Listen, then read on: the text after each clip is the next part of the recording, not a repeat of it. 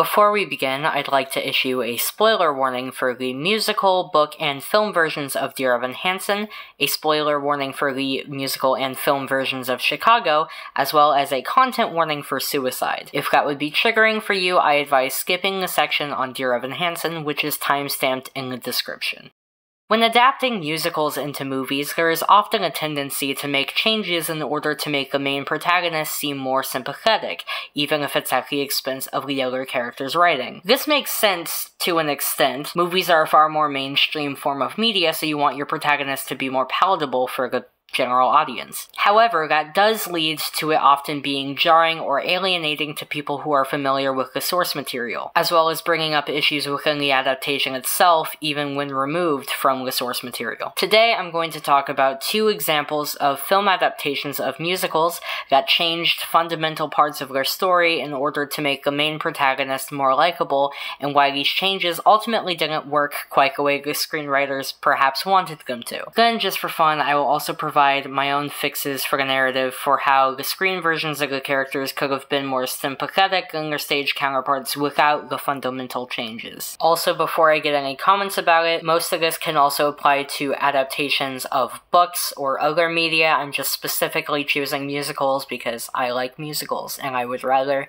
talk about musicals. Okay. For those of you who are either unfamiliar with the plot of the stage version of Dear Evan Hansen, or if you just haven't seen it in a while, it follows Evan Hansen, a teenager with severe social anxiety, as he goes back to school after breaking his arm over the summer. He writes a therapy letter to himself, opening with Dear Evan Hansen and closing with Sincerely Me, and within the letter, he talks about his crush on a girl named Zoe Murphy. At school, Zoe's brother Connor signs Evan's cast before getting into a brief altercation with Evan after finding the therapy letter, because, you know, a large chunk of it's about his sister being hot. Connor picks up the letter, and then that night when he goes home, he kills himself. Editing Tyler here, I'd like to clarify, he doesn't kill himself because of the letter. He happens to kill himself after he gets the letter. The letter wasn't the reason that he killed himself. His parents find the letter in his pocket and misinterpret it as a letter from Connor to Evan. It's here that Evan begins to make up a lie to Connor's family about how he and Connor were secretly very close friends,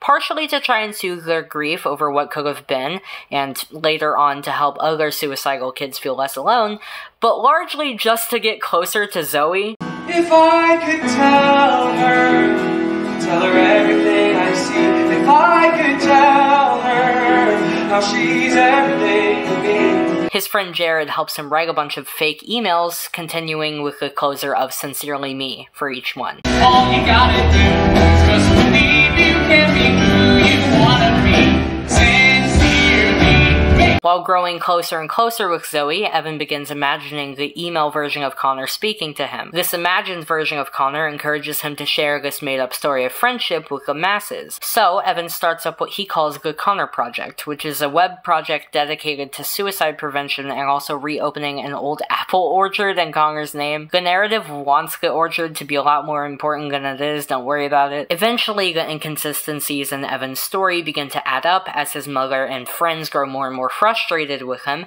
and it all culminates in him breaking down and admitting to Connor's family about how all of it was fake. That's not a worthy explanation. I know there is none. There's other stuff in there, but that's the most basic synopsis of the main plot I can give. Now, if you've only seen the movie adaptation, you might have noticed some things that are quite different. And yeah, we need to talk about the movie. There's a lot of changes in the film, such as making Jared gay so that his homophobic jokes aren't as problematic, and making Alana a much more important character, but there is a major change to the plot that turns Evan from this unsympathetic asshole who lied to a grieving family for his own selfish gain, to a sympathetic boy who was pressured into a complicated situation and made a few mistakes.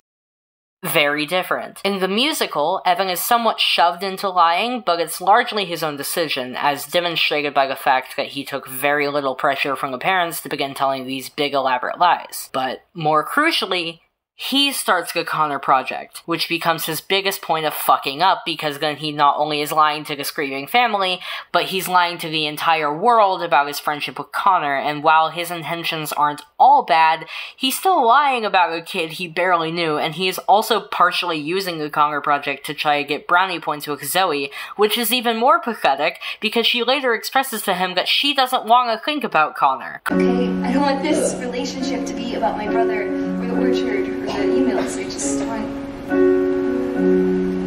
Connor was pretty abusive to her, and she just wants to be with Evan for his personality, even though his personality sucks. So Evan using her dead brother as a pawn to get closer to her ended up being mostly pointless anyways, on top of it just being a pretty fucked up thing to do. In the movie, Evan doesn't start the Connor project. It's his friend Alana's idea, and she essentially forces him into it. Movie Evan thinks it's a bad idea, which it is, but stage Evan made the bad idea in the first place. Not only is this a change that majorly changes the context of Evan's involvement and intentions with all of this, but it also comes to the detriment of Alana as a character, since she now bears the majority of the responsibility of this lie blowing up so much. The reason this is a problem, even when detached from the context of the stage version, just on its own, it resolves largely the same way, with Evan breaking down and telling the family all of his lies, only the reaction now seems at least a tiny bit less justified because he was pressured into a lot of it. It's hard to blame Evan for all of this, even though the narrative does, because a lot of it isn't really his fault, and even the stuff that is his fault, he's pressured into, which is very different from the musical. This difference between musical Evan and movie Evan is also pretty clearly illustrated in the soundtrack differences between both versions. Excluding the finale, there are 4 songs that were cut from the movie,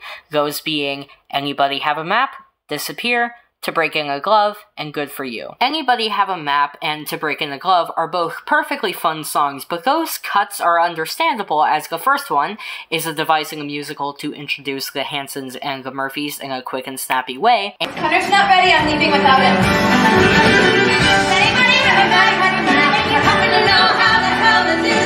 And To Break in a Glove is a whole song about a baseball glove. No, I'm not kidding. Some people say just use a microwave, or try and run it through hot water technique. They can gloat about the time they save, till they gotta buy another glove next week. However, the other 2 are very important in how they characterize musical Evan. Disappear is the song that his maybe hallucinated version of Connor sings to encourage him to start the Connor project. If you can somehow keep them thinking of me, and make me more than an abandoned memory.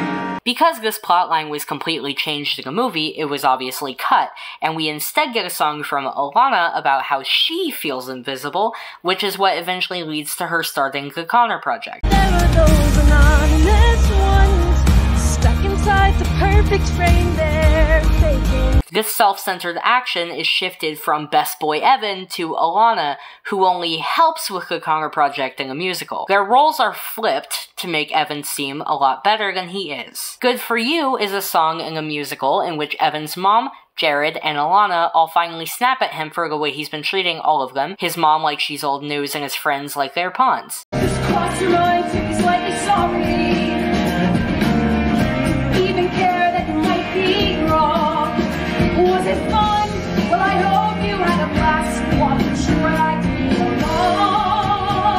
alone. The thing is, they couldn't put the song in the movie because he's not treating Alana that way in the movie. It wouldn't make sense for her to vent to him about dragging her along because that's what she is doing to him. So yeah, the movie made a lot of changes and I think it was ultimately worse off for it. And I didn't even really talk about what they did with Connor, which is its own can of worms. Okay, Tyler, you've complained about this movie a lot, but you also said at the top that you understand making the main character seem more sympathetic for the big screen, so what gives? Here's the thing. The movie isn't the first adaptation of the musical. Yeah, in case you were unaware, there was a novel that was written after the musical but before the movie that is narrated by Evan and also has chapters interspersed that are narrated by Connor's ghost. The thing about the book is that while it still follows the musical's plot, Evan is still more sympathetic because we see his thought processes through all of his horrible decisions. This is why I hold that the book is the best version of the story, because while musical Evan is just a selfish monster, and movie Evan is an ooh-woo misunderstood soft boy, book Evan walks the line between those two extremes. He's still selfish and does all these horrible things willingly, but his perspective on all of it helps the reader to still relate to and understand him. Basically what I'm saying is that the movie should have pulled more from the book instead of just making a fix-it version of the musical where Evan didn't actually do the worst of the bad shit. Evan's therapy is pretty quickly forgotten about in the musical and consequently the film, but we continue to get glimpses of his therapy process throughout the book. Including that or other similar things from the book could have helped with how the movie wants you to see him without making all these changes that ultimately weaken the plot. The movie's plot is frustrating in comparison and pointless on its own. The lessons about apologizing and fixing your mistakes or whatever else the musical was going for fall flat when Evan is apologizing and fixing things that he was pressured into and largely weren't even his fault. Anyways, I've talked this one to death, so let's move on. Plot synopsis for the stage version of Chicago, let's go. Wannabe jazz star Roxy Hart is cheating on her husband with a man named Fred Casely. Fred tries to walk out on the affair, so, in a fit of rage, she shoots him. Her husband Amos comes home shortly after, so she lies to him and tells him that a burglar had broken in through the window, and he agrees to take the fall for the murder when confronted by the police. However, upon learning that the quote-unquote burglar was actually a salesman who had recently sold them their furniture, he spills the beans and Roxy gets arrested. He lied to me. He told me he was a burglar. You mean he was dead when you got home? Yeah, I went home and he got covered with sheets. He told me his carnival store was a burglar, and now I always say that I did it because I was ripping it off. Once in prison, she meets Velma Kelly, a jazz star who had just murdered her sister and husband, and desperately wants her attention but is shut down. Mama, the head of the women's ward, hooks up Roxy Hart with the best lawyer in town, Billy Flynn. He's never lost a case, and the prosecutor is trying her with the death penalty, so she guilt-trips Amos into scrounging up $5,000 to afford him, which he reluctantly agrees to. But 5,000 what? It's my hour of need! Okay, Roxy, I'll get it for you. I'll get it. Once Billy Flynn takes her on as a client, there's some back and forth between her and Velma over their public attention. Roxy fakes a pregnancy. I'm gonna have a baby!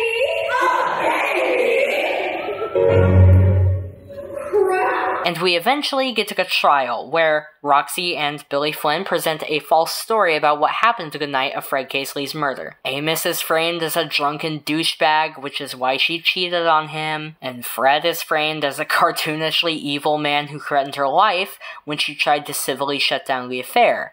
A direct contrast to the actual scene where she shot him for trying to break things off. Then, he came toward me with that funny look in his eye!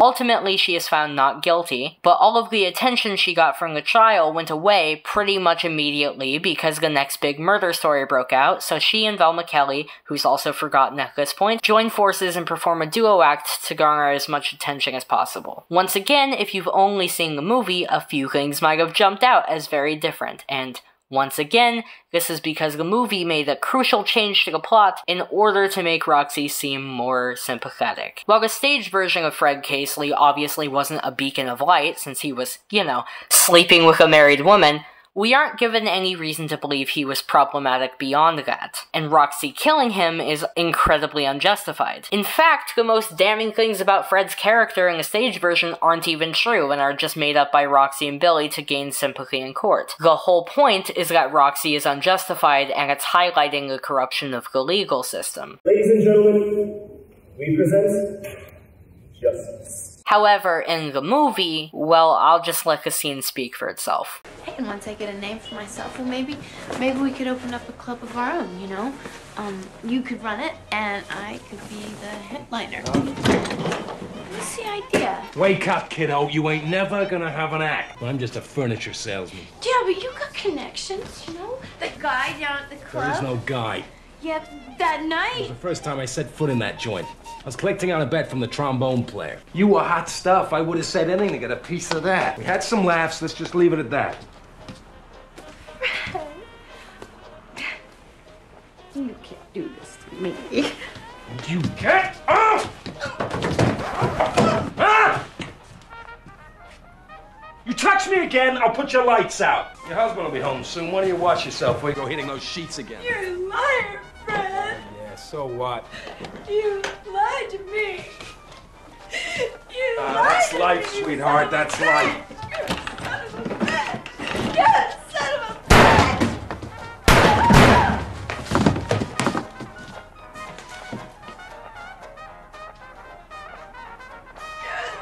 a bitch. Yeah. Before we unpack that, here's the scene from the stage version for comparison.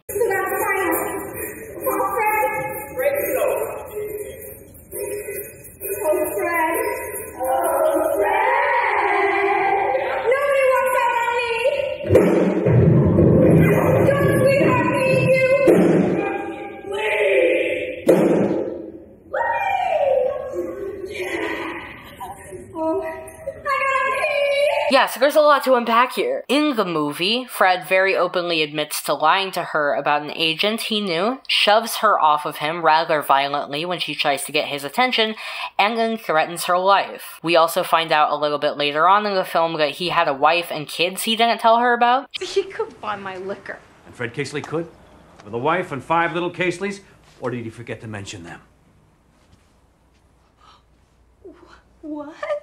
All his. She's obviously still not justified in killing him, but you can still better empathize with it. Her reaction to killing him is also very different in both versions. In the stage version, obviously readings of the lines can vary from performance to performance, but she's either a bit panicked or uninterested, generally. Neither is comparable to the sobbing reaction she has in the movie. So why is this change bad? Again, I don't think it's absurd for them to make the protagonist more sympathetic when adapting the story for a more mainstream audience. However, the issue comes in when you consider that the whole point of the story is that she's making up false grounds for his murder, those grounds being self-defense. He didn't do anything that remotely warranted being killed in the stage version, so this is obviously complete bullshit. However, in the movie, he shoves her and threatens her life. You touch me again, I'll put your lights out. Obviously, it's still not really self-defense, since she kills him as he's trying to leave, but him threatening her life gives much more solid ground for her self-defense argument. This also means that the way her trial is resolved had to be massively changed. They couldn't use the scene with the exaggerated Fred Casely story because the actual Fred Casely in the movie is too similar. Sure, they don't have a whole fight and they didn't actually both reach for the gun, but he still threatens to kill her and is overall an asshole. However, obviously, the trial still needed a resolution, so they removed the tap dance scene, which in the musical is a scene between Roxy and Amos in which she begs him for money, and they instead move it to the trial, where we see Billy making up an elaborate story about the prosecutor involving Velma and a diary, and it's ultimately kind of a mess. Come clean, Mr. Harrison, come clean. Even in Chicago, this kind of corruption cannot stand, will not stand. That's enough, Mr. Flynn! I agree, Your Honor. Also, because they removed the earlier scene between Roxy and Amos, there's this weird part earlier in the film where there's an abrupt change to the scene where Amos is discussing the finances with Billy without any explanation as to how Amos got there in the first place. You call me when you got $5,000.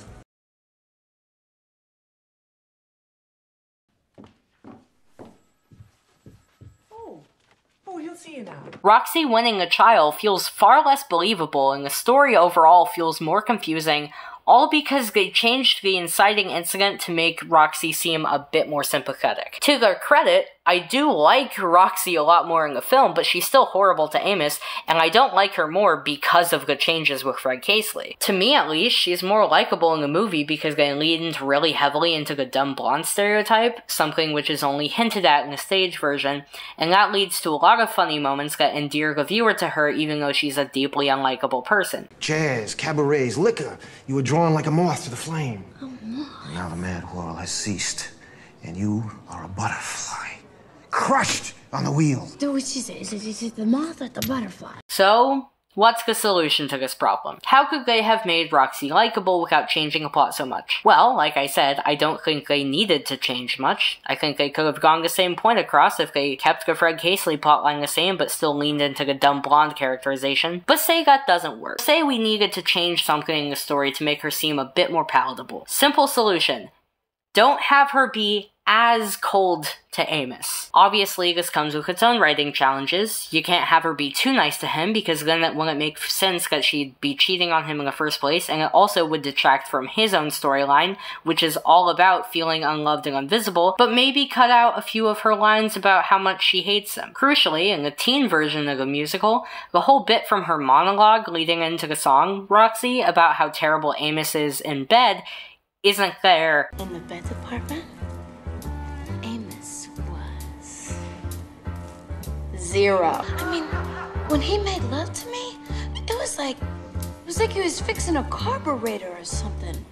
I love you, honey, I love you. There's also a section of the stage monologue where she talks about why she fell in love with him in the first place.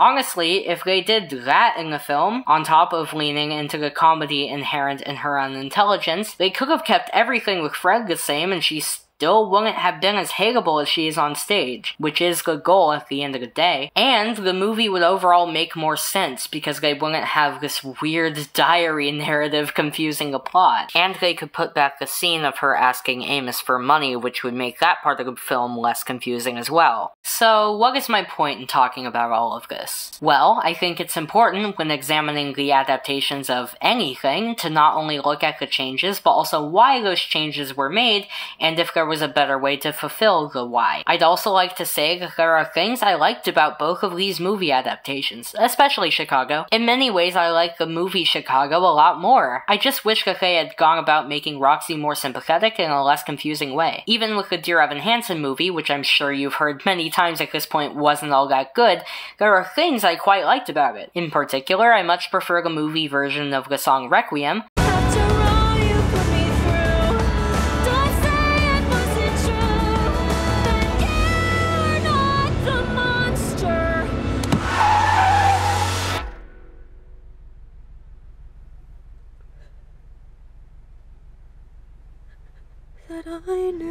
And I think that Connor's song at the end was a very bittersweet way to close off the story. But today,